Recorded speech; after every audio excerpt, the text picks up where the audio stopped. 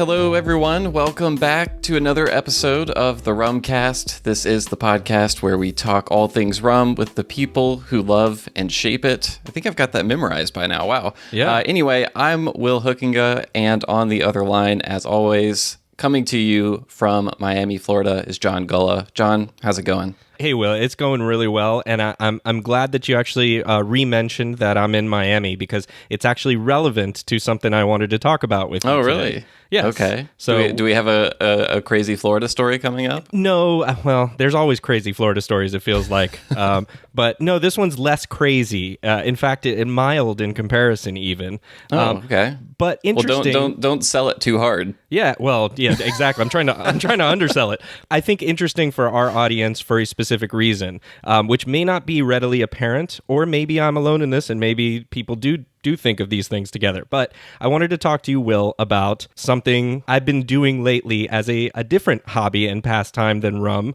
Okay. Not near as much, of course. You know, rum is number one, of course, but Sure. home gardening. Oh, okay. That was actually what made you late for our recording session today, wasn't it? It was Yes. a little gardening. I was out there, and the nice thing about gardening in your backyard is sometimes, you know, you de-stress and you lose track of time.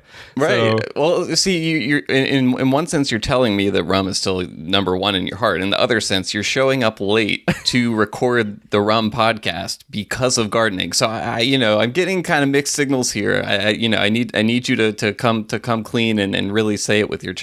look, Will, it'll all make sense here in a second. Okay. I'll let you get to it. All right. So the home gardening, we recently, like a lot of people during COVID, I think, found some of that solace in gardening, and we were spending more time at home, so it made sense to do that. And Sure. so we've been enjoying that. We have, 2 raised beds that we've created outside, and we're utilizing that. Our area. Okay, so a raised bed would be like, something that's hanging off a fence or something like that. It's like not on the ground. Is that right? No, that would be, I don't know, that's the Hanging Gardens of Babylon. I don't know what they call that. But no, raised bed is like when you build above your ground level. Oh, okay, so it's kind of like a trough, sort of. Yes. I'm a complete, gardening idiot, so I'm just trying to, break this down into the simplest terms. Yeah. So it's just essentially when you fill dirt and good dirt above ground level. And for us in Miami, we have to do that because our dirt is poor and is full of limestone here. Like there's You got bad dirt. I didn't know that about Miami. Yeah, I mean there's nothing you can do really about it. It's just ton of limestone rock, and it's not viable really unless you were to add to it. So long story short, anyways, we did these raised beds. We've got some plants growing in there, and that's all pretty standard. But because I have an awesome wife, she also thought of something rum related that we've been doing. We have a rum corner in our garden. Oh, okay, so what, are you growing mint and stuff over there? Exactly. So It was Nice. really cool, the idea that she came up with, and I've taken to that, and it's kind of converged these two things, which has been fun. So we went out and we bought a lime tree, which is, that's, okay. I that's the didn't even obvious think one. about limes, but that totally makes sense given the climate down there. Yes, and so it works for us perfect, and the price of lime seems to keep going up anyways. So we thought that was a perfect idea. So we've got a small tree in the back that it hasn't started fruiting for us yet, but it takes some time and some effort to get it there and some fertilizing, and we're working there. We're doing that. It's in a huge pot, and it should get pretty decent size. But what is cool is we have right next to that, Will, is a key lime tree. Oh, okay. So key limes, what are they, a little sweeter? What's the deal with key limes? So key limes are a little bit smaller and a little bit yellow than the Persian limes that most of us are probably used to. All right. And I don't know what their availability is outside of Florida. Obviously, I'm very close to the Keys where key limes are from, but there is a little bit of a tinge of a different flavor with a key lime. I would say it's actually slightly more sour. Oh, okay, interesting. Than some of the Persian limes are for me. But I think that also varies greatly. You get a lot of different limes that can be different in their content and how sweet they are. And we've talked about that in the past, I think. But I think overall, I think key limes give a slightly different flavor tinge that is noticeable. And for me, consistently is noticeable. Now, our key lime tree is twice as small as our lime tree, but it's fruiting. Okay, so you've got those coming in early. You can start using them now. Yeah, it's full of flowers and full of fruit, and I cannot wait for these little limes that are about the size of maybe a quarter right now to double so we can, pick them off when they're ripe and use them. So yeah, I thought that was cool because I thought there's a lot of places in the country that maybe, you're out there and you haven't thought of doing this yet, or maybe it might be something you'd be interested in. It really doesn't take a whole lot of effort, I think. And at the same time, I think the reward there, although in some cases it may be a year or two before you really get a lot out of it, would be worth it. You also mentioned, mint. Yeah. So the other thing that's in our rum corner is mint. And if you know much about mint, which, Will, you're a not gardening person. Well, the one thing, one gardening thing I do know is that you have to isolate mint because it will take over everything, right? So this is funny. Did you not do that? I did not do that. I did not know this. So the one thing I could have helped you on, yes, didn't happen. I didn't know this, and so we put mint in our raised bed next to everything else, and then quickly realized that that's a bad idea. In fact, my mom was the one who's also a gardener, told me, you don't want to do that because mint is not messing around. Yes, mint is mint. It don't play. Mint is I'm going to go everywhere, and you're never going to get rid of me. So good news is we got it out, and what it looks like now, which is a month afterward, it looks okay. So I think we were able to nip it in the bud, so to speak. See what I did there? Don't start. Don't start, John. It's too early for that. And so, the good news is now it's living in its own pot, and it's over by the lime tree. And that just makes me happy. I see lime trees, I see mint. And we've got 3 different types of mint. So okay, wait, you got your spearmint, your chocolate mint. Right. Those are the only 2 mints I know. Well, no, one's an apple mint, but that was because my girls liked that one. So it's less. I don't know. It could be good in some drinks, but less because of that. But apple mint, we got Myito mint. Which I think the Myito mint, and somebody listening, correct me if I'm wrong, but I think Myito mint is also spearmint, or at least close, because it certainly looks like it. And then, and chocolate mint, which should be fun and interesting as well. And then there's also lemon mint, and there's all these other things, so we maybe will expand. But the only other thing I wanted to mention that I think is relevant is something that I didn't think of combining with rum, but now I've seen it done, and I want to do it, which is chili. What, peppers? Yes. Oh, okay. So actually, we just recently with Florida Rum Society had a small testing kit for Bly rum, which you may know, Will, Bly, B-L-Y. Yeah, they're up there in the Northeast, right? Yeah, they have an ancho chili rum. Oh, wow, okay. So I haven't tried it yet, and we will be trying it soon, but that inspired me, and I was like, hey, I can put chilies, and, we can experiment with how that works.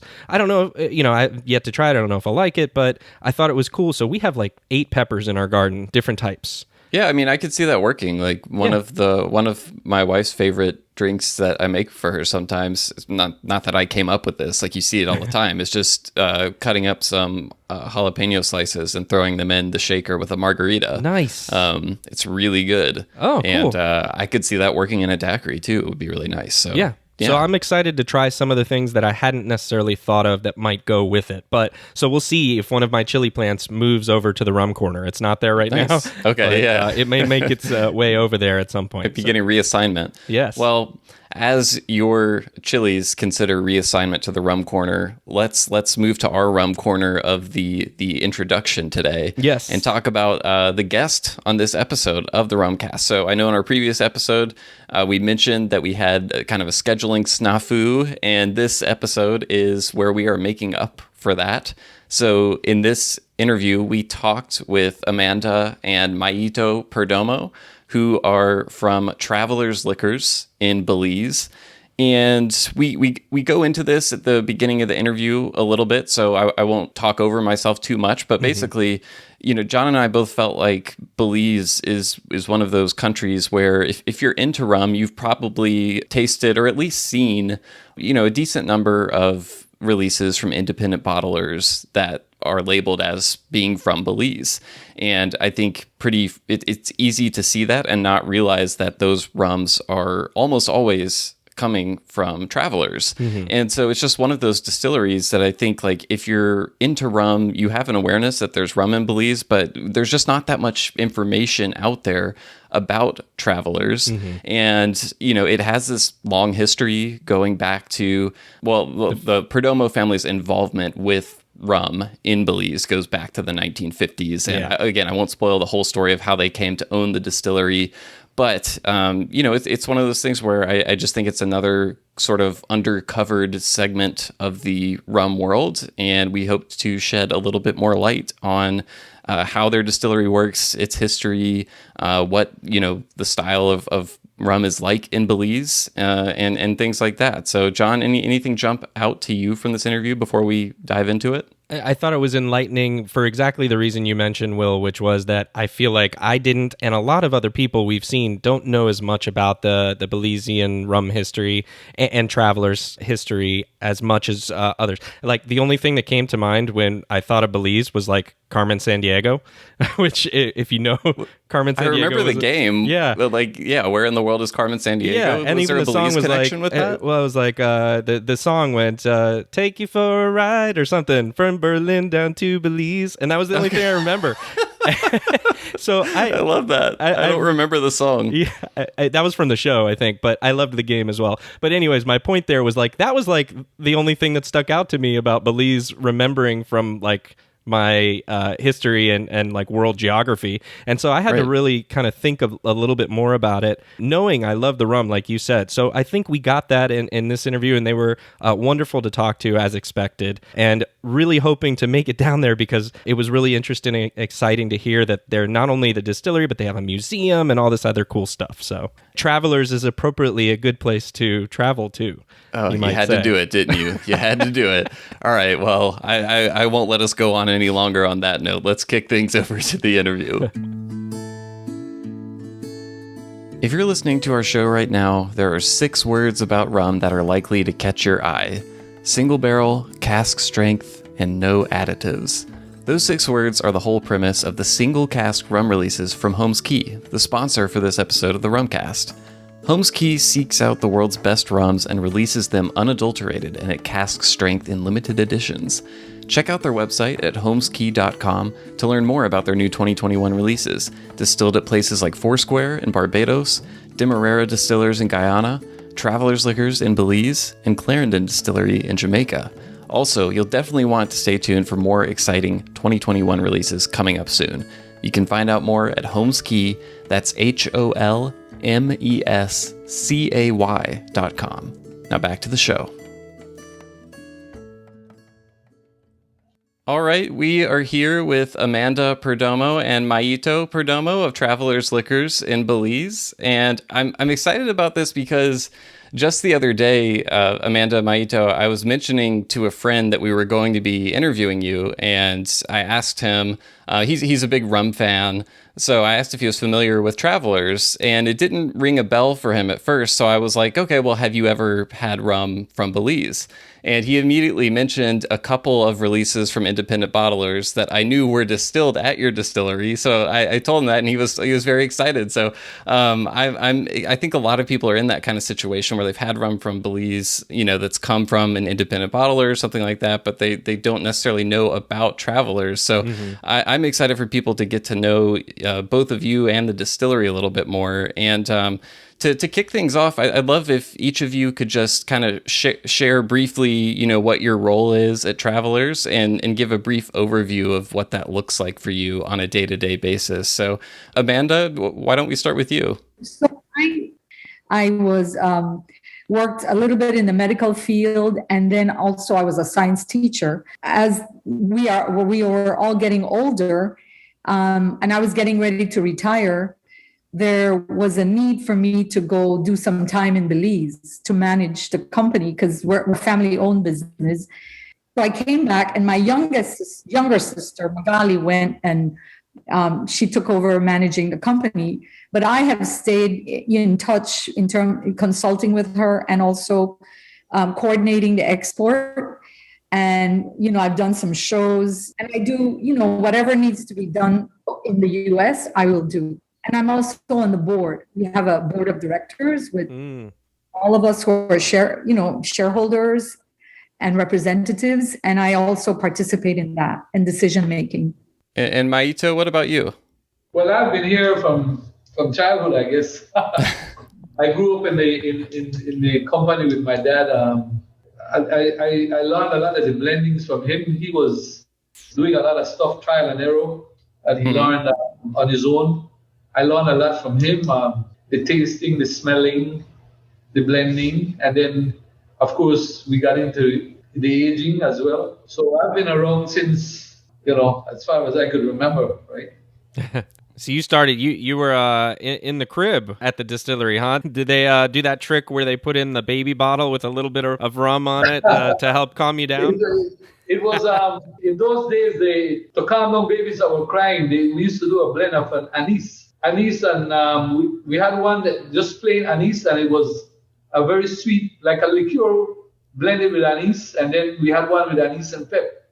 And they used to say that the mothers in those days to calm down the crying babies was to just put a teaspoon in the bottle, and the baby would just calm down. And, Yeah. So Will mentioned this at the outset that he had a friend that it wasn't me, but it sounds just like me because I feel the same in the sense of like, I know I loved a lot of the Belize rum releases that have been here in the USA, but I didn't know as much about Travelers until I started looking it up and learning about you all recently. And I was actually delighted to learn about your family's history in the rum business, and that goes all the way back to the 1950s. And it started, if I'm right, with your father, Omario, and he had opened a bar rather than starting a distillery, I think. And I wanted to ask you all to fill us in a little bit, and can you take us way back in time and share what made him decide to open that bar and then how it became a distillery and where that journey led? Okay, so I'll start, and Myito will add in here because he remembers a lot more. Anyway, my dad came from a family that was not financially well off, let's put it that way. And he reached 8th grade. He was the oldest, and he had to get out and start working. And he was a hard worker. And by 20 years old, he was like a top salesman with the biggest importing company in Belize. What kind of things did they import, Amanda? Everything, spam, everything like that people needed. Because at that time, Belize didn't really have a lot of, they didn't produce a lot of stuff. So a lot of it was imported. And so, then he got married at 22, and he and my mom, Perla, started a family. And he just had he had 3 jobs. He would work as a salesman during the day, collected movie tickets, theater tickets at night, and then he was involved in a lottery, this thing where he would sell lottery. But that he just felt like he had more ambition than that. So I think the year that Myito was born, he decided to open a bar, and he opened it at the entrance of the city. And so that's where the name came from, was Travelers, because people were traveling back home. At that time, I guess it was probably more profitable if you bought bulk rum from a distiller. And at that time, they had lots of little distilleries.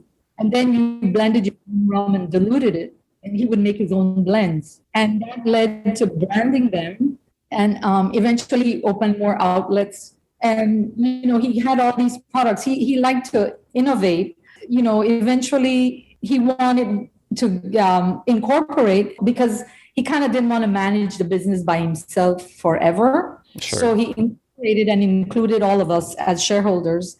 And that was 85. At the same time, he was trying to build his brands, and we felt like buying rum from a distiller we couldn't control the quality all the time. Mm-hmm. So in 1989, the board, we were all on the board, we decided to purchase the distillery from one of our major suppliers, or the major supplier, the only one at the time. And at that time, we upgraded the distillery to what it is now in 1989. That's interesting. So just to kind of set the scene back then, were there, when your father first started purchasing rum from distilleries and releasing it under his own brands, are we talking like hundreds of distilleries around the country? Is it just a handful of distilleries? What does that look like back then? Well, back in those days when he started doing his own, when he first opened that bar, Belize is a small country, like I said, and we didn't have hundreds of distilleries, but we had, especially in the northern part of Belize, where was considered the sugar belt at the time, where all the sugar cane was being grown. There was a lot of pot stills between the 2 districts, Corozal and Orinjoa. And I could vividly remember names of people that because he used to like go for where you get a better price of the rum. You had people like the Ramirez, the Romeros, the Cuellos, Rancheran, even the family of the current prime minister, the Briseños, had a distillery. Oh, wow. They were all small pot stills at the time. So that's where we got the alcohol to start doing his blends. Until he got in partnership with a guy in the western part of Belize that grew sugarcane as well, and he made an arrangement with the Bedran family at the time, and all the rum that they produced he would buy, and then Mr. Bedran didn't want to continue in that business because he was venturing in other business ventures, other investments. So he linked up with where we are right now with the Espat family. Mm-hmm. And the same thing happened. These people got into other venues, other different construction companies and different things. So we ended up buying the distillery from Mr. Espat back in the 80s, I think in 1989. And when we bought it from him, it was a one column. It was not a pot still anymore, just a one column distillery. It was kind of limited, and we wanted to expand. So then, hence what we have today, So what's that process like as you're moving from, you have these pot stills and you're bringing in this continuous column still, and do you recall that period of time and how you made those decisions in decommissioning the pot stills and moving over, and what were the thoughts behind it? Well, when we moved over from pot still to the continuous one column still, that was still under Mr. Espat. Okay, so that was prior to the purchase of the distillery. Yeah, that was just prior to what we got. We still have relics of the old pot stills here on the compound. Even at the Heritage Center that we have in Belize City, we set up one of them. They were small pot stills. They were like 500 to 600 gallons. And then when we got the new columns, we bought some used columns out of a company in Portales, New Mexico. And we did incorporate the small one column still along with that. So we had a 4 column operation here. And then just recently, how many years ago was that, Odayu?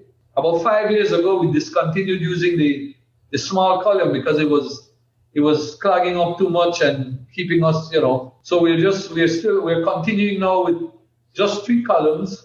Okay. That they told us could have been 1 column, but it would have been like maybe 60 or 70 feet high. Right. Broken down in 3 pieces. Right? So is it safe to say that most of the rum from your distillery that's available in the market right now has come from this most recent 3 column setup? Well, no. It was 5 years ago that we discontinued using the original small column that we bought. Okay. So some of it's still out there then. Yeah, some of it is still aged. We still have some. We still have some 2006 and 2007 aged rums. So those are collector's items now, huh? We got to find those on the market and grab them up. Before we continue too much into the rum, I want to back up real quick for a second, just because I'm always fascinated personally hearing about family businesses and how those work, and growing up in that environment is always interesting to me. For each of you, was it always like a foregone conclusion that you would be part of the business? Did you expect to be, Myito, did you expect to become a distiller and do all this work that you do with rum? And Amanda, did you expect to kind of have this role on the business side of the distillery? Like, at what point did that become known as like, yeah, I'm gonna be part of the family business? Myito, you go first. Well, I went to school in Florida. I went to Florida State, and go Seminoles! No! University of Miami Hurricane here. Sorry, I just had to stop. So we're rivals, right? Yeah, you're still cool though, Myito, because you guys make great rum. So I'll allow it. I'll allow it. But Florida State is our rivals. I always thought about coming back. I mean, it was like you said, a foregone conclusion that I would come back and be part of the business. So, I did come back and I'm still here. So it worked out. It worked out. But it was like growing up in it, and especially after I came back from college and was with my dad his last few years that he was around. Like every day was a new day. Every day was trying to blend something new, trying to get, Sometimes when we sit down we reminisce some of the blends that he did. It's just like a big joke, because it was like One of the classic ones I always remember was when he made a rum lime blend, rum and lime. Oh, really? Got it. And Yeah. instead of sweetening it, he added salt because it was a fat that if you drink rum and lime in those days, it would kill the flu if you had a flu, right? It's the best medicine. like a medicine. And he called it. I said, well, what name are you going to give it? He made a label, the flu reliever, right? It was just one of his things, like he just had it in his mind until he did it, and we did it, and Yeah, he sounds like a creative person. He was always like every day coming up with something new, and then of course he was always passionate about keeping the aging rum. He was always, That's an interesting point. I had a note to ask you about this later, but since you brought it up now, in a previous, you both did a live stream with Werspa and Matt Petrick that I sat in on last year. And you mentioned that you are kind of the first and only distillery to really emphasize aging rum in Belize to a significant degree. And I was curious to know, just, it sounds like maybe your father was a driving force behind, because that kind of decision takes foresight to age, because you can't sell it while it's aging. It takes planning. You have to put it somewhere. It takes infrastructure. So what kind of pushed you to invest in aged rum so long ago when it wasn't really the norm? Well, I was talking to Amanda about that, and actually we were importing in those days aged rums from Barbados. Oh, really? Oh. And the way they were shipping it from Barbados to us was in oak barrels. Uh-huh. So then, when we were finished with a barrel, what do you do with it? You have your own rum, you have your own production. So you started put some more rum in it. Put back some rum in it, and do your own blend and put it in there. And then we couldn't afford to continue buying aged rum from Barbados like that. We could have, but the prices went up because the government charged so much excise, they double or triple the excise. So then we decided, you know what, let's do our own thing for the local market, of course. And then little by little, we got more barrels, and then we started doing a blended brandy. So we imported brandy out of France. In oak barrels, they came in bigger oak barrels. Mm-hmm. So we did the same thing when those were empty, and it gave another flavor. And that's right, because you sell through Travelers Liquors. It's Travelers Liquors, so you sell more than just rum, correct? Yeah. So what time period was that when you were importing rum from Barbados? That was in I would say the late 60s, early 70s. Okay, wow. Oh, wow. And so this was maybe its own... Yeah, maybe earlier. Maybe it was the early 60s. Wow, okay. By the time we move into our facility that we still have now, we had already discontinued some of the Barbados.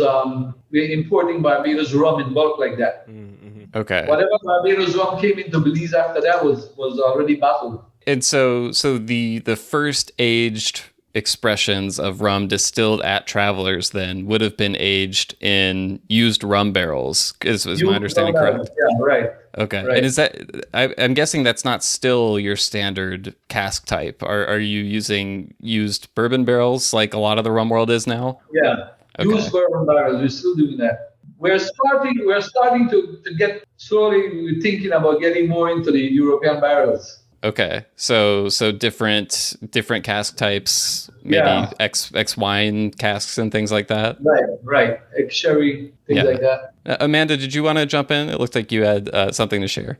Sometimes when we use the barrels, we don't use it once. They are then aged in a rum barrel. I mean, it has been aging rum, and then we put rum in there to age again. So sometimes that happens, naturally. Right. So you don't just get one use out of it when you empty. Yeah. You know what we ought to do? We ought to talk to Richard Seal and say, hey, we should ship some Belizean rum barrels over to him and return the favor now 40 or 50 or whatever, 70 years later. Yeah, we could get this Barbados-Belize exchange going back there again. You go. Well, I've had a call from somebody who's making whiskey, and he wants to get the barrels that we have used for rum to age his whiskey in now. It's like going back again to whiskey. Right. Yeah, I've seen a number of releases from various whiskey brands now that are using, ex Caribbean rum casks and things like that. And Scotch as well. Yeah. Yeah. But okay, so getting back to where we were, it's interesting that you noted how Belize, it seems, has this heritage of pot still rum. That was the MO back in the day of these small distilleries all over the country,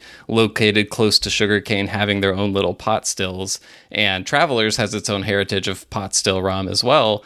One kind of a trend that we've seen with some Caribbean producers in recent years is either doing pot still only expressions or even bringing back pot still production. We did an interview with Rum Barbancourt in Haiti, and it was a similar situation there where they had pot stills, prior to the 90s, and then they switched over to column still distillation, and they mentioned they were bringing back pot still production. So I was just curious if that's something that is you've considered or is on your radar at all of doing pot still rum at Travelers at some point. Well, we have considered it. We have talked about it. We're doing right now in the process, and Amanda will probably expand more on it. Our vision right now is to do an expansion where we get more efficiency. We're going to get some new equipment. And then maybe after that, we're thinking about, after we settle with that and get more efficient, then maybe get back into a pot still. Okay. And blend continuous and pot stills and then age it. Different flavors and different draws and. Right. I'm guessing as a blender, it's always nice to have different profiles to play with and to blend with and get creative with. So, okay. So I'm hearing like it's on the horizon as something that might happen. Yeah. So it's always something in the back, Yeah. I saw it at I think it was in Barbados. I think Montgay had one, setting up one. They definitely have some old pot stills at Mount Gay. Yeah, they were setting up at that. When I visited maybe 10 years ago, they were setting up a brand new one. Well, I know they've gone through a few renovations and things like that. So yeah. So I think first we want to modernize because the distillery we have right now is older than 89. So first we modernize and then we'll start branching out to pot stills. So we got to take care of the main thing, the main event. Yeah. And when you say modernize, that's just speaking to some of those, you talked in terms of becoming more efficient and things like that. So is that just kind of upgrading, updating things that are maybe old? Well, no, like now the trend is to use a vacuum column. That makes things more efficient. Even like the boiler heating, you don't use as much energy. And you can design different or types of rum that you can get from it. So the first thing we'll do is that, because that's where we'll get most of our products. And then the pot still, experiment with that later. That's what's kind of consuming our focus right now. So Amanda, Myito, we talked a little bit before about how I think people in the U.S. and maybe in other parts of the world, they don't often think first of Belize maybe when they think of really, really amazing rum, but they should. I think we can all agree that they should, and I think it's happening. The reason I say that is because in an article I read last year on rumrevelations.com by noted rum influencer Ivar Delat, he wrote about Belize rum, and he admitted that he hadn't had much previous experience with it then, but he was super surprised by the quality of the product and the traditions. And in fact, I think he even said he went so far as to call Belize a sleeping giant in terms of producing high quality rum that he enjoyed. And so I have two questions along those lines that I wanted to ask you all. The first is, obviously you think you make high quality rum in Belize and you love your rum, but do you think of Belize also as a sleeping giant in the global landscape of rum like he does? And then second, I'll let you answer that one in a second. And second, in your words, how do you distinguish what Belizean rum is from maybe other Central American rums or just other rums in general in terms of the tradition, the flavors, or anything else that might help others who haven't had as much experience with Belizean rum understand what it is? I'll try to answer the first and let Myito answer the second one. In terms of not thinking of Belize as a rum, specializing in rum, I think the other Caribbean countries, because they're older and their rum industry is much older. I mean, Barbados' rum industry is 400 years. Right. Not the same. And they're bigger, they're bigger countries. So of course, the first thing people think of is Jamaica, Barbados, and Belize has come later in the tourism industry. I mean, everybody knew about Jamaica and Barbados from 1950s, 60s. When I first came to the US in the 70s, and I'd say I'm from Belize, nobody had a clue where I was from. Where it is. Yeah. I had to draw a map and show them where it was. So Belize is coming to later on, much later than the other countries. So I think tourism brings a lot of, what do you call it, exposure. Yeah. Awareness. We've gotten a lot of exposure. Our rums have gotten exposure because people go there, we have a museum, they'll taste the rums, and they know about Belize, they know about the rums of Belize. And we've gotten exposure also in Europe with our bulk rum. And we're the only ones from Belize who are selling bulk rum. So, all the expressions that you see with the aged rum, they're all from our distillery. But I think we're kind of late coming into the rum industry. And also, even let's say, so that's the Caribbean, but if we take ourselves as part of Central America also has rums, Guatemala. We are late bloomers in terms of that, but it doesn't mean that, people are getting to know us, knowing Belize. And now we have 4 distilleries. And before we turn to Myito for the second part of that question, you mentioned the museum, which I found interesting, and I saw on your website, actually. So you have the distillery, and then you have a visitor center, I guess you would call it, and a museum where people can taste the rum. And I think Myito also mentioned that you have maybe some of the old pot stills there, but that seems so cool. And I just wanted to say I can't wait till I can visit, hopefully now with coronavirus subsiding and people getting vaccinated and things hopefully getting back to normal. It sounds like a really cool place to visit. Can you talk a little bit more about what's in the museum before we move to the rest of that? It's a small museum, and part of it has like the history of rum with some pictures. We have some artifacts from, the grinding the sugar cane when they used to use sugar cane to get their juice, the molasses. And we have a pot still. And then there's a glass area where you could see the bottling line. The museum is actually in our Belize facility, which is the blending part. And is in Belmopan, where Myito is right now. That's about an hour from Belize. And that's the capital, correct? Capital of Belize, yes. So we're in Belize City and right like on the way to the airport. And so, people, it's a good place like when tourists come in, and if they're overnighting in Belize, it's a good place to stop either before you go to your resort or, on the way back from the resort to the airport. It's a good place. Or both. Visit. I'm guessing that lots of cruise ships come into Belize City as well. We get the 2 cruise ships. We were getting a lot of them because when before coronavirus, I think sometimes we'd have 4 ships, like 10,000 people would land in Belize, and would stop. If they're going on a cave tour or a tour of the ruins, the taxi people or the tour people would stop off at the museum on the way back. So we'd get a lot of people coming in and tasting. Now things have slowed down a lot, and we're waiting for the cruise ships to start again. My son also works at a cruise ship, so he's waiting too. Right. Oh, okay. Wow. Yeah. Myito, I'll reread you the second part of that question that you were going to answer, which was, what do you tell people what Belizean rum is like who maybe haven't had as much experience with it? Well, our rum, I classify it, or I put it as a blend between the Dominican rum and a Barbadian rum. Oh, interesting. It's a light aged rum, and I think what we have a distinction is that our molasses source is a lot fresher. We have 2 sugar mills in Belize, and that gives us a big advantage. Some of the places have to store molasses for maybe a year. I know it's becoming quite uncommon now for producers in the Caribbean to get their molasses within their own country and not have to import at least some molasses from international sources. For example, in Barbados, they have to import a lot of molasses. Right.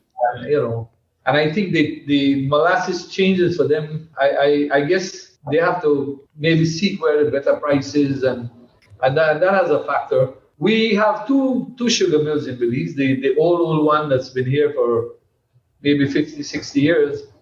And then there's a new sugar mill that started maybe 6 years ago. Their name is Santander, and they're not too far from us. So that has given us another advantage. One of the good things about what is happening with the new sugar mill is that recently, over the last, this is our second year we're going into, they're taking back the vinasse from us and using it as a biofertilizer, right? Before that, we were trying to clean it out as much as possible and put it back in the rivers here in Belize. But it was a lot more costly and a lot more work. Now we're putting it back in the ground. We even have a Mennonite farmer that's using quite a bit on corn and rice. So that's a big plus for us recently. Oh, did you say Mennonite farmers? Yeah, Mennonite farmers. Okay, well, I didn't realize that there were Mennonites in Belize. We have a big Mennonite community all over the country. Okay. But there's a big Mennonite community close to where we are, the biggest community of Mennonites, and they do a lot of heavy farming.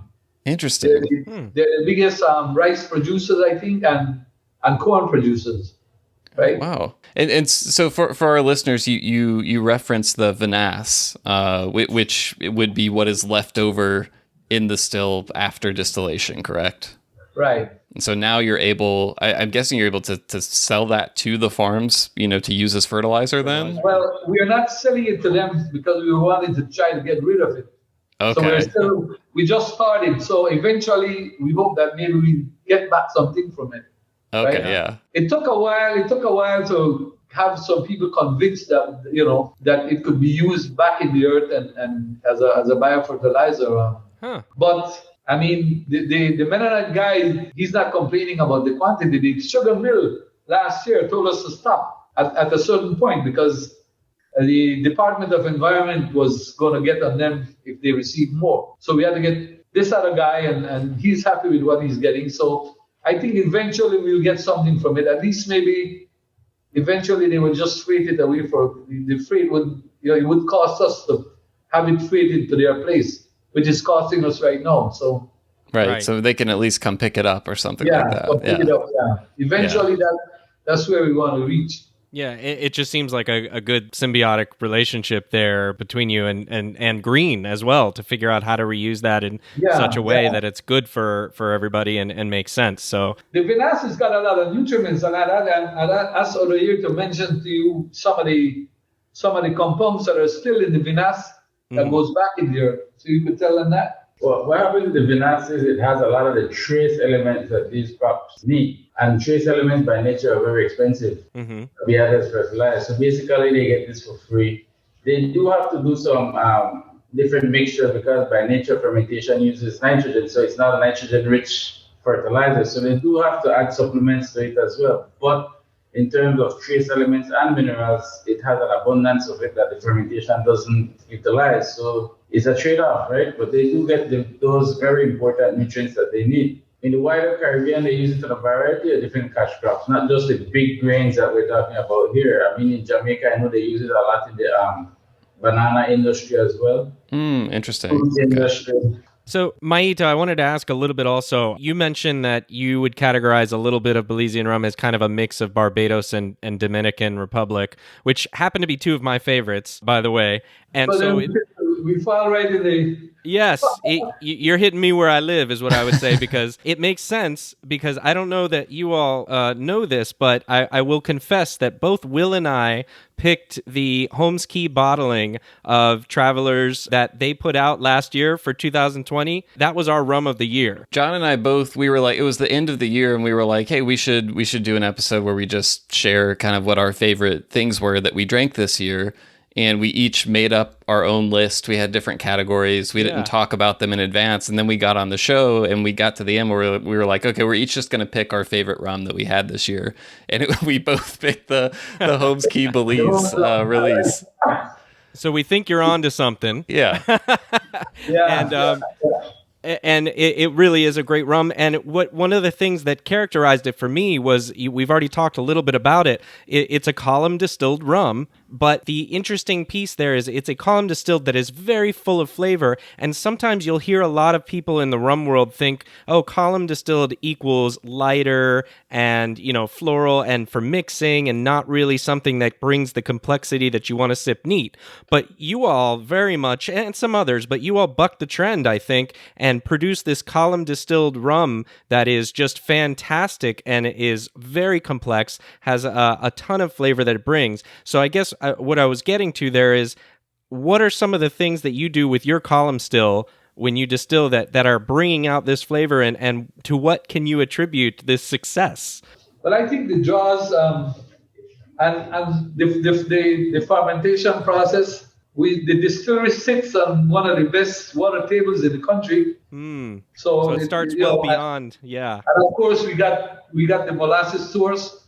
The molasses, I think, plays a good role in it as well. Even though the molasses comes with its own complexities of less sugars, the sludge in it. It's a lot of game with it. Sometimes it clogs up quick. But, it's part of it.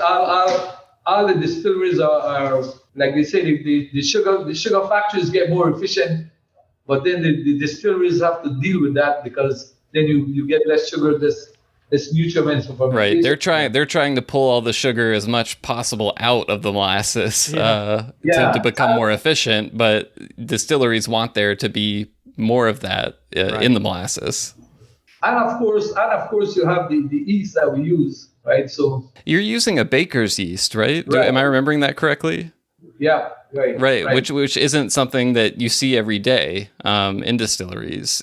Have you always been using that? Dating back to the 80s and before, or no? We used to import our own yeast out of Mexico, and then we got a consultant from Dominican Republic a few years ago, and he had gotten technology from India, and he came here and we had one box of the imported yeast from Mexico, and he said, if you could get baker's yeast, let's get that. Interesting. And that's how we started, and we're still with that same yeast, and what was the reasoning behind that? I think when he was going through the whole process and upgrading our fermentation process, we didn't have enough of that yeast, that special yeast that while he was here. So then it was like, well, then just use what we have here. And it made no difference. So I think it helped us. Even some of the people in what's the name of his company? Lallemand. Lallemand, yeah. Lallemand says, Lallemand has been here a couple of times, and they're amazed of what, how the baker's yeast is doing for us. Wow. Did you, when you switched, did you know a pronounced difference it had in the flavor profile of your rum, or was it pretty similar? It was similar, but now after we started testing the rum, we've gotten better results on some of the what do we call them, the numbers of the GC. Yeah, the congener profile has changed significantly. Oh, interesting. But again, just to add to what Myito has said, one of the issues that this yeast particular and the consultant from Dominican Republic, they have a lot of familiarity with Indian molasses.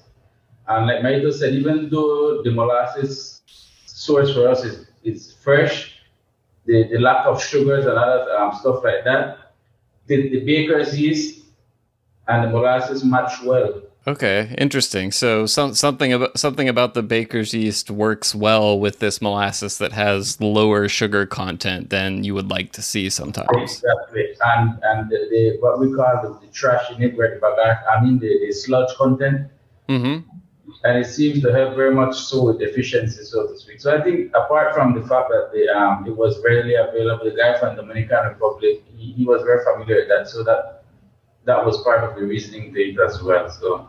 And I think the water source has something to do with it, because the water it's like water, but it's a lot of water. That's a lot of good water. Also the aging. The aging. The Holmes key was what, from 2005, I think. So that was a long time. And Belize, it ages really fast.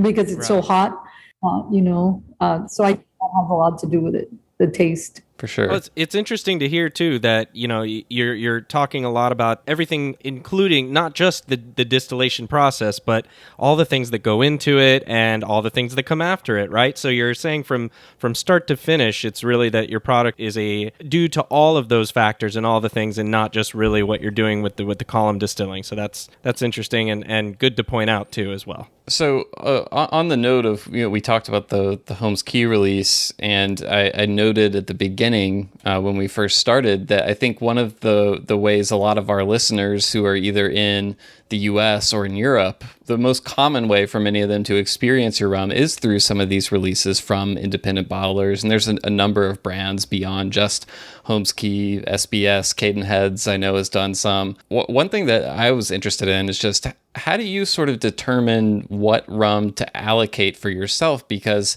you have your own brands of rum that you sell. I know you sell a lot of it down there in Belize. So how do you kind of decide, okay, we're going to keep these for ourselves, and okay, we'll sell some of these? What does that process look like for you? Well, we have 2 aging warehouses, one in Belize City, which is mainly for our brands. But we do sell sometimes from there. And the distillery has a warehouse also. In Belmopan. Belmopan, and that's where we normally sell our aged rums. And I'm the one that usually people contact to see if, what we can sell. So it's like a really trying to juggle everything. And, we'll keep in touch with the blenders, Myito and guys who work in the Belize warehouse to see, okay, what do you have that we're not going to use? And we have one rum, the Don Mario, that's aged at least 10 years. So we have to make sure we have, enough for that. And also we have a blend that's like 5 years. And so we have to balance a lot of things. Right. So just to recap for listeners, you have the Don Mario blend, which would be the oldest one from your own brands that you sell there, and that's 10 years, and the next oldest would be 5. So I know the Holmes Key was 15 years. So how much rum do you have that is, well beyond that Don Mario range in your warehouses? Or I don't know if you can reveal that or not, but I'm just kind of curious, what that looks like. And what kind of treasures you might be hiding down Eric there. is getting a lot of it. Okay, so Eric's got those kind of earmarked. We don't have much more than what Eric. I mean, that is the oldest probably, because people are buying it, and we want to reach a point where we can save some that's older. But I think the taste of it is good at that age. So why would you want that much older than 50, right? No, I mean, I think that's a good point, because we talk on the show a lot about how age isn't just some, like, quality doesn't just continue to go up with age no matter what. But that the 15-year one, that was a good age for the rum. Actually, we are coming out. We're releasing a special edition in September. That's 1981, and we're to commemorate the 40th anniversary of Belize's independence. And that is a 15-year, and it's going to be barrel proof. So okay. It's going to be released in September, and we're probably going to sell most of it in Belize, the airport, and probably in the museum. So that's going to be a special release and very limited, maybe not too many bottles. Another reason to come visit Belize. Yeah, definitely. Yeah. Well, that was going to be one of my questions as well, just because I know the rum nerds who listen to our show, and I consider John and I in that category when I say that. We always want to know, is there going to be higher proof stuff coming out and that sort of thing. So I think traditionally we'd seen most of that from those independent bottlers, but not necessarily from travelers' releases. So that's exciting to hear that that's on the radar. So it's limited numbers and close to barrel proof, and so look out for it September, and the thing that one of the reasons that we are selling the bulk rum and we're not able to do as many of those releases is because packaging is it's kind of a hurdle for us. We have to import all the packaging materials.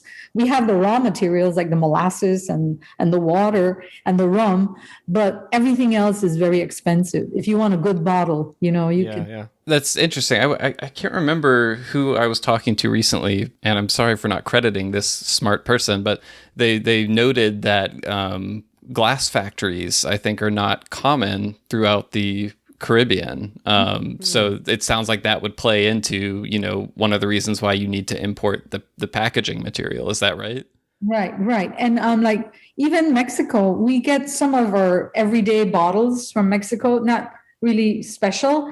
And sometimes if you do get a special bottle, they won't make it all the time. They'll wait, like the tequila company might be ordering a lot, and then they have a production, and then you can get that bottle. So it's very limited. So we've gotten some of our good bottles, like for the Donna Mario from Italy. They seem to have a wide variety of those that we could always get one that we like, whereas it's limited in other countries. I think Trinidad has a glass factory, but it's really hard to get in touch with them, Why are you so busy, supplying the Caribbean? Well, listen, Amanda, if, I get down there, you can put mine in a milk jug and scribble a little 15 on it. That's no problem for me. I'm good with the liquid. Might run into some legal troubles for that, John. I think we don't want to get them in trouble. Okay, you're right. But you know what? I have a beef with the liquor industry in general, not just rum, but the wine. I'm like, there's so many bottles being produced that are so beautiful and expensive. And you use it once, and some people save it, but how many can you save? Right. It's like, somehow I think we need to figure out a way to do something with that. BYOB. I had a plan for that, but I won't tell you because everybody's going to steal the idea. Ooh, okay. We'll talk offline, Amanda. We'll talk offline. We'll get it going with you. No, that is interesting because I was having a conversation with someone yesterday, and I was talking about a bottle that I purchased recently that came in a nice box, and I thought the artwork on the box was really cool, and I was telling the person it's kind of like when I get a nice birthday card from my family or something like that, like I'll keep it around for a few weeks, but at some point like I have to just get rid of it. And it's the same thing with the box. I always end up feeling guilty taking this box that I think is, pretty, but I can't just, my house would be full of rum boxes. So I have to throw it away at some point. I have in my garage, I have like 10 or 5 to 10 bottles of Donna Mario because I don't want to throw the bottles away. I know how much it costs, but I can't bring myself to throw it away. But eventually I'll have to do something with it. Well, I'm sure it's extra special for you because it has your father's name on it as well. So yeah. So we talked about what you've got coming up. Anything else interesting or exciting that you wanted to share? You're currently thinking about. I mean, not with your bottle idea. That stays with you. But other than that, is there anything you all? I heard Myito mention a little earlier about experimenting with different casks. But is there anything you can tell us a little bit more about that at all for the future? What we might see next? Yeah. Well, the rum we're going to bring out in September is going to have a little touch of that a couple of the special barrels from Europe. Oh, okay. So some of those casks are going into that. Yeah, it's an aged rum that was aged in Bourbon. the way we normally age, and then we transfer it to the European barrels, and so kind of a secondary maturation or a finishing. Yeah, a finish, and it's awesome at barrel proof. So yeah. That's really for you guys and like myself that want to really have the taste of rum. Exactly. No ice, just neat. You're speaking my language now. No Yes. ice, just neat. I'm not passing judgment on people like a little ice. There's nothing wrong with that. But that is my favorite way to experience rum. Well, that's great. I wanted to just say thank you to both of you again. Yes. I know you don't have all afternoon to spend with us, but it's really exciting just to learn more about what you're doing. and all that's happening down there in Belize. And I'm excited for more people to get to know that. And as you mentioned earlier, Amanda, there's not just one distillery there anymore. There's more distilleries that are coming. So I think Belizean Rum, as more of those distilleries get out there, it's going to be something that people recognize more frequently and see it as a rum making place, and actually knowing where it is. As you said, you mentioned telling people you're from Belize, and they don't realize, it's not really that far away from us in the US. So I'm excited as you guys keep getting out there. But before we go, anything else to share? I know we just covered kind of what's coming up next, but any final words before we wrap up? Come to Belize when it's open. Yes. Well, now come to Belize on a rum tour. Yes, that sounds like a plan to me, and something I very much need to get on my calendar. John, we'll plan a trip together at some point, I'm sure. We need to do it. Yes. Travelers. We're going to become travelers. Travelers to travelers. Exactly. Wow. That's a really bad joke that we just got in there. I had to get at least one in. Yeah. All right. Great. Well, Amanda, Myito, and Odair as well. I know you were in the background contributing some. Thanks to all three of you. This was great, and we really appreciate it. Okay, Rumcasters, so that was our interview with Amanda and Myito from Travelers Rum in Belize. We hope you enjoyed the segment. We sure did, and found it very enlightening, as we mentioned in the intro. So one thing that you may have noticed, though, that was not in that interview is the rapid fire segment. Where was the rapid fire? It was missing, I know, and we've had so much feedback that people love the rapid fire segment. That's right. But we just, this is on me, and he's absolved. This was on me because I did not have enough time to get to what I felt was the quality that you expect from the rapid fire segment. You have high standards. Yes. You have high standards. So we know it's not going away. We will continue to do the rapid fire segment in our interviews. We just didn't get there with this one because of a lot of the scheduling and other things. So we thought maybe, since we don't want to miss this twice in a row, that maybe a good thing for us to do would be to turn the rapid fire segment on ourselves and to have Will put me on questions. the clock. Yeah, for 60 seconds. And he puts me under the gun for a little bit, and we'll do it that way. And then at some point in the future, Will, turnabout is fair play. So we'll have to get back, and I'll have to do the rapid fire for you. But I know it's coming eventually. But I also love the radical transparency from you, just taking ownership. We can't put the blame on Travelers at all, because they were totally going to do it. They were ready. They were ready, and it was our own failing, but we're trying to make up for it in some capacity here. Mm-hmm. So it's interesting because usually I just am the timekeeper, but I guess I need to play dual roles of asking the questions and keeping an eye on the clock over here. So I'm going to I'm expecting a lot.